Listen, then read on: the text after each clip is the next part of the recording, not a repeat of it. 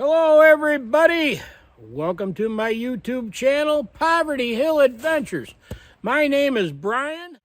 The area that I'll be camping in and hunting holds a lot of good memories for me. I've spent a lifetime in these woods and got a lot of good memories from here. This is where I got my first deer ever. It was probably 50 years ago, or darn close to 50 years ago. And I've taken a fair amount of deer out of these woods. Nothing comes easy here. These woods do not give up the deer easy. Several years I have hunted here and not even seen a deer. And that's just the way it is, you know.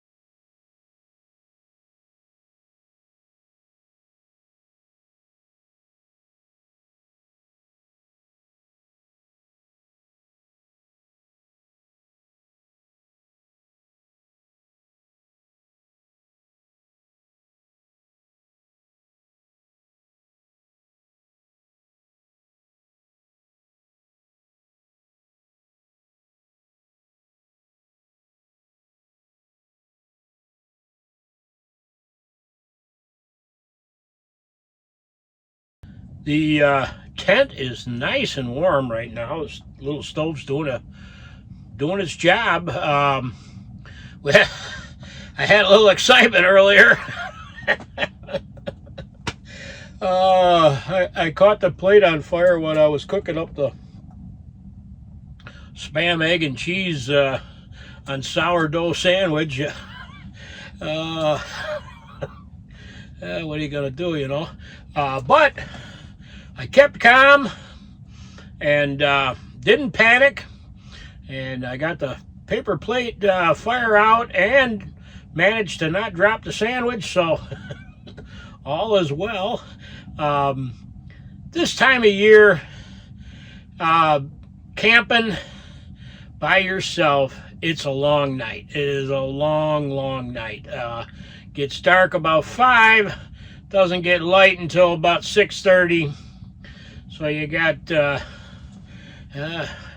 and a half, 13 and a half hours of hanging out by yourself in a tent. I did anticipate the long night, and I brought my sketchbook with me, and I'm gonna sit here by the little stove and do some sketches, and then hopefully get a pretty good night's sleep, and then get out in the morning and do some deer hunting.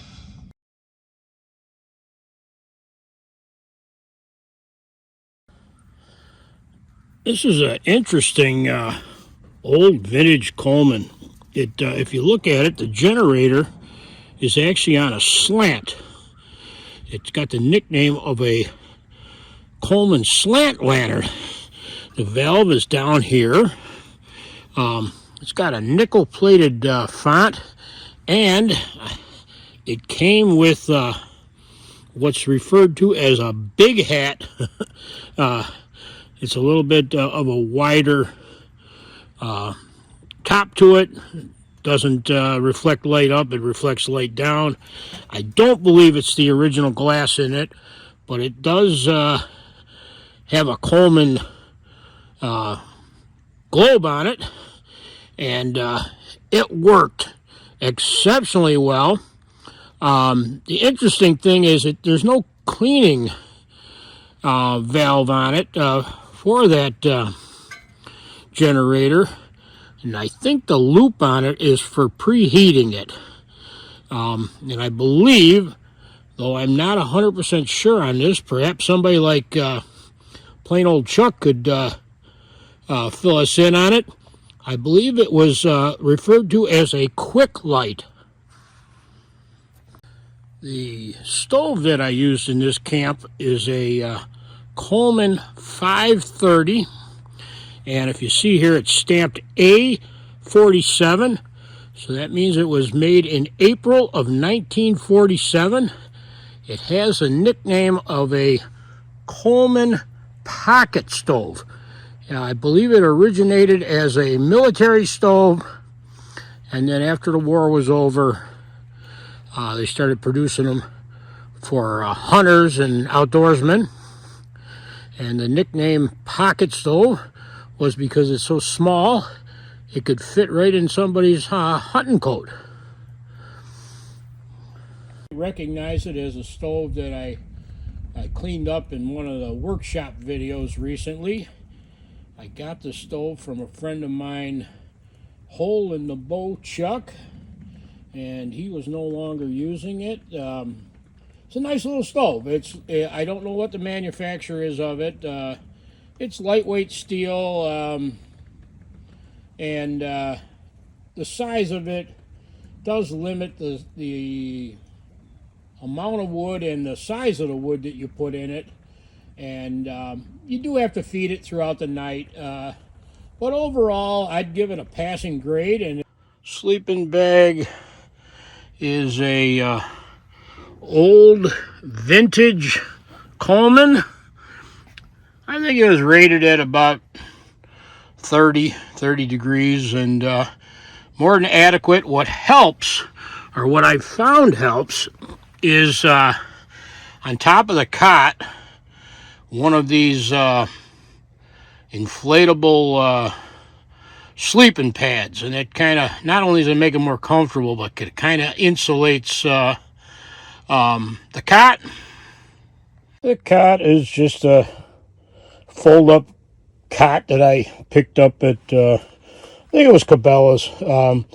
It's a little heavy, but that doesn't really affect me that much, because most of my camping is done where I can access the area with my truck, so weight really isn't an issue.